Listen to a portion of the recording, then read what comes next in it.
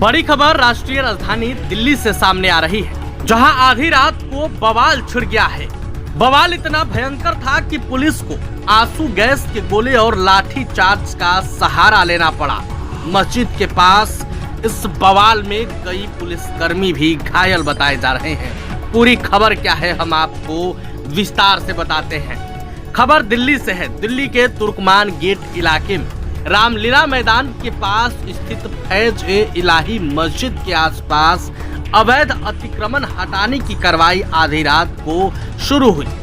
मूल योजना सुबह 8 बजे से कार्रवाई शुरू करने की थी, लेकिन यह करीब 1:30 बजे से शुरू कर दी गई। इस दौरान इलाके में तनावपूर्ण माहौल बन गया और विरोध कर रहे लोगों ने पुलिस पर पथराव शुरू कर दिया, जिसके जवाब में पुलिस को आंसू गैस के गोले और लाठी चार्ज का सहारा लेना पड़ा। इस दौरान 5 पुलिसकर्मी भी घायल बताए जा रहे हैं। दिल्ली नगर निगम ने दिल्ली हाई कोर्ट के आदेश पर यह कार्रवाई की, जिसमें मस्जिद से सटे अवैध दवा घर और बारात घर को गैर कानूनी घोषित किया गया था। अतिक्रमण हटाने की कार्रवाई के दौरान पत्थरबाजी में 5 पुलिसकर्मी घायल हो गए हैं।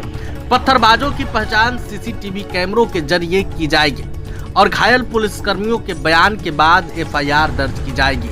घटना के बाद अधिकारी भी हैरान हैं, पुलिसकर्मी भी हैरान हैं। अधिकारियों की माने तो पत्थरबाजी की उम्मीद बिल्कुल नहीं थी और यह घटना केवल 25 से 30 लोगों द्वारा की गई है। फिलहाल रामलीला मैदान जाने वाली सभी रास्ते बंद कर दिए गए हैं। हालांकि सुबह 11 बजे के बाद ट्रैफिक प्रतिबंधों में ढील दी जा सकती है, लेकिन अभी स्थिति तनावपूर्ण बनी हुई है। अब आगे क्या कुछ होता है वो तो देखने वाली बात होगी, लेकिन फिलहाल सारे रास्ते बंद कर दिए गए हैं। कार्रवाई के दौरान फैज-ए-इलाही मस्जिद की 0.195 एकड़ जमीन को छोड़कर बाकी अवैध निर्माण, जिसमें लाइब्रेरी, डिस्पेंसरी और बैंक्वेट हॉल शामिल थे, गिरा दिए गए हैं। वर्तमान में इलाके में बीएनएस की धारा 164 लागू है। जांच में पाया गया कि सरकारी जमीन पर अनधिकृत निर्माण और व्यावसायिक गतिविधियां चल रही थी। कार्रवाई में 10 से 17 बुलडोजर और जेसीबी मशीनें लगाई गई थी। साथ ही 70 से ज्यादा डंपर मलबा हटाने के लिए तैनात किए गए। एमसीडी के 150 से अधिक कर्मचारी भी मौजूद रहे। सुरक्षा के पुख्ता इंतजाम किए गए थे।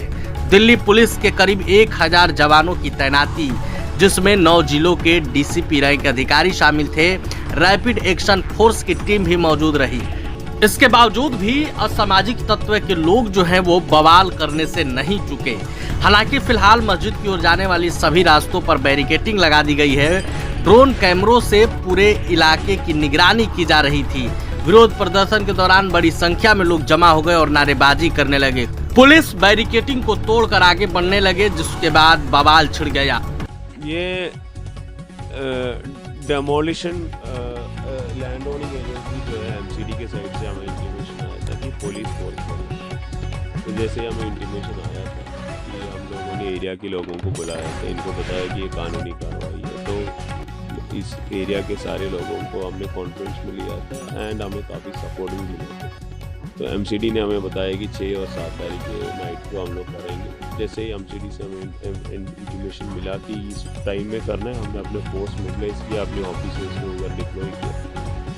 उसके बाद जब डेमोलिशन स्टार्ट होने वाले थे, एमसीडी की जो पैराफर्नेलिया, जेसीबी और सब आने वाले थे, 150 के आसपास लोग इकट्ठा हो गया और फिर इनको हमने समझाया।